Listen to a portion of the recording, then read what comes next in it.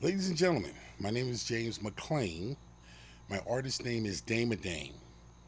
If you're looking at this video, you have arrived at my website, damemadame.com. I appreciate your visit, and I hope that I'm able to be of service to you in some way. The goal I am, as damemadame.com, I am Damemadame, the infinite energy sculptor. That's what I am. My real name is James McClain from Essex County, New Jersey. 54 years old. Presently, against my will. When I say against my will, I didn't want to be living in the state I'm living in right now. Nothing against the state at all. Presently, I'm residing in South Carolina from collateral damage from the divorce. As an artist, myself a sculptor, but I don't care if you are a painting artist, a vocal artist, dance artist, whatever artist. There's many good books, but I recommend I have a page of books that I recommend to help you develop yourself and your business. One of them is called How to Sell Your Art Online by Corey Huff. Very good book. His specialty is in the print field of paintings. Shouldn't say print, but paintings. That's his main thing.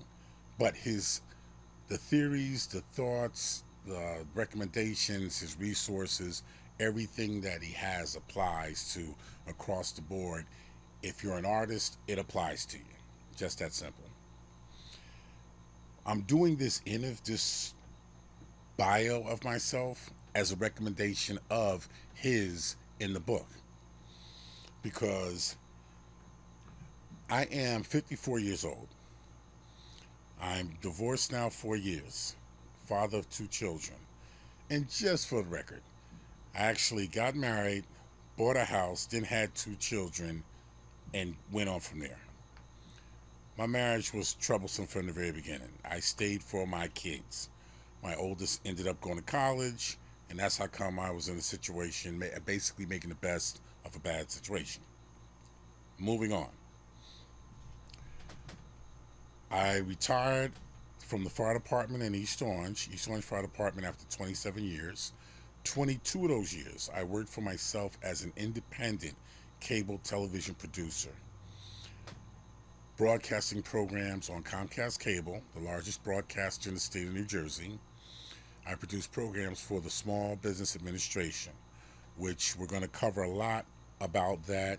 It's a great organization. It's federal. It's in every state. And a lot of businesses, when I say businesses, if you're an artist, or if you're just a person who works for somebody, you are a business. And when I say, and you're thinking, well, if James, I work for somebody, how am I a business? It's real simple. If you're concerned about your bank account growing and constantly keeping money in your pocket, you're a business. You are a business. And you have to change your thought patterns and take the right steps in the right directions to make sure you have money in your pocket that's constantly growing and that your bank account is constantly growing. Now, I call this section a How Did I Get Here? Collateral damage from the divorce. Everyone in my family, I ended up in South Carolina as collateral damage from the divorce. Everyone in my family who is older than I am, I'm talking about my mother, my aunts, uncles, and they're actually like great aunts, great uncles. Like, these people are in their 90s. Those people are all born and raised down here. In the divorce, I lost 97% of all my belongings in the world. I lost my home. And on top of that, I took pretty much 98% of all our marital debt. I took it and made it my goal to work to pay it off. Hence, I was facing living in my car, looking at a New Jersey winter. I mean, this is insane, because I had a beautiful home that I loved, and I'm not gonna say anything negative. Don't dwell on negative. I can sit and say a lot of negative things about my marriage, about my ex. I'm not here to do that. Plus, she's still a mother of your children. So all you men and women out there who are mad, remember that person. If you have children by him, that's still the husband or the wife, the husband. That's still the mother or the father of your children. Don't add negative to it. But the point is this. You would have never believed I was looking at homelessness. I have a funny joke between me and God.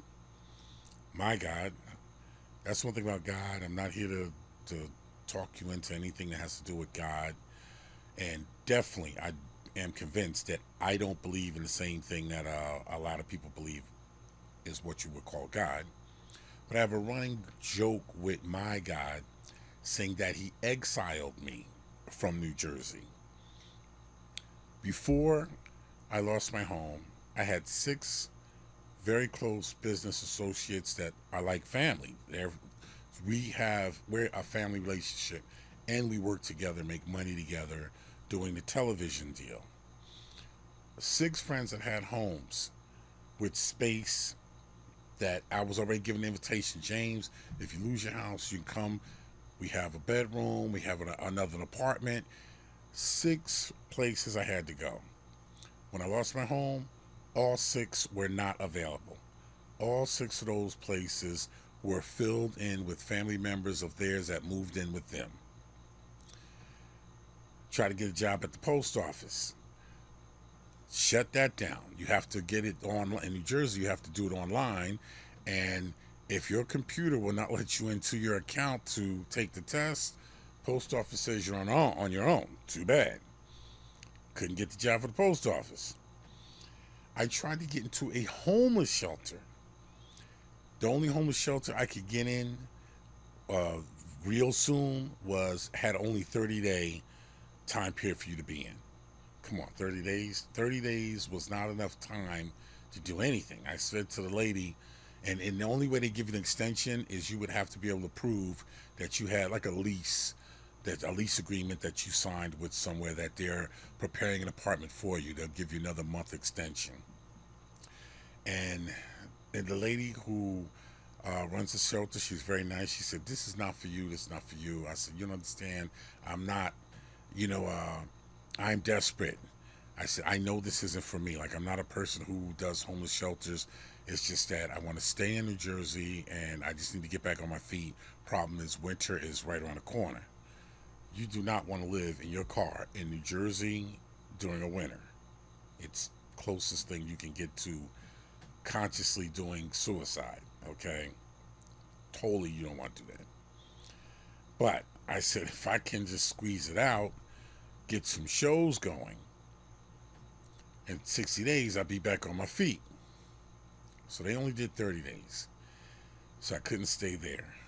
But I'm going to tell you something.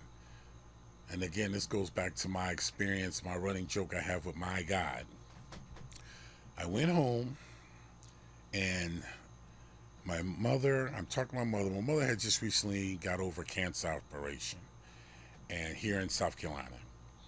And so she says, I'm talking on the phone. She says, "What are you going to do?" I said, "I'm trying to get into a shelter." She's like, "That's insane. Why don't you come here?"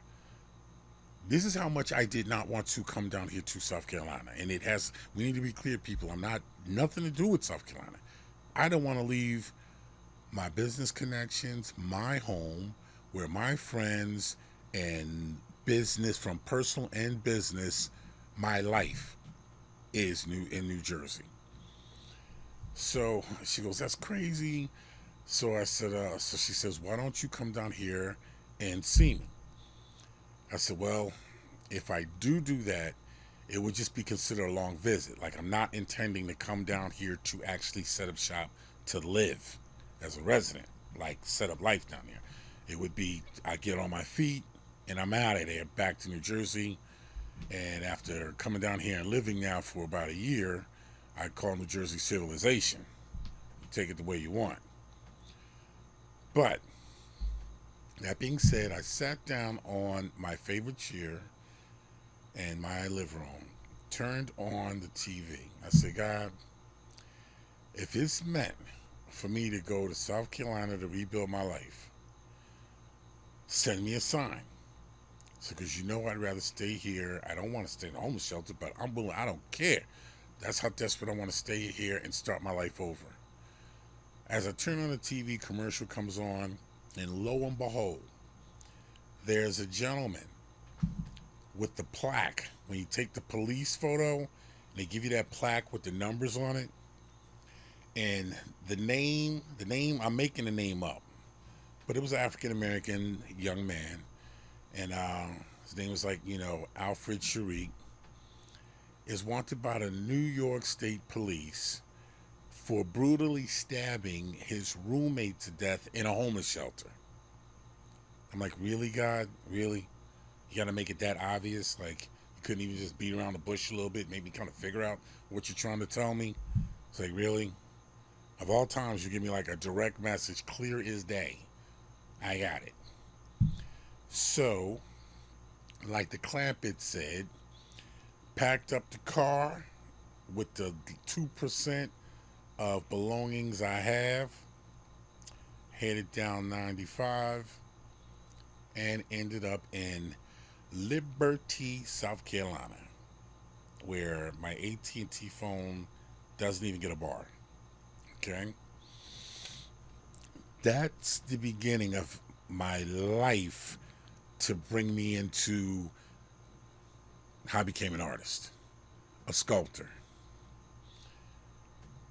So I guess now we can take a break here and call it part 2. We just did how did we get here? Now let's how did I become a sculptor?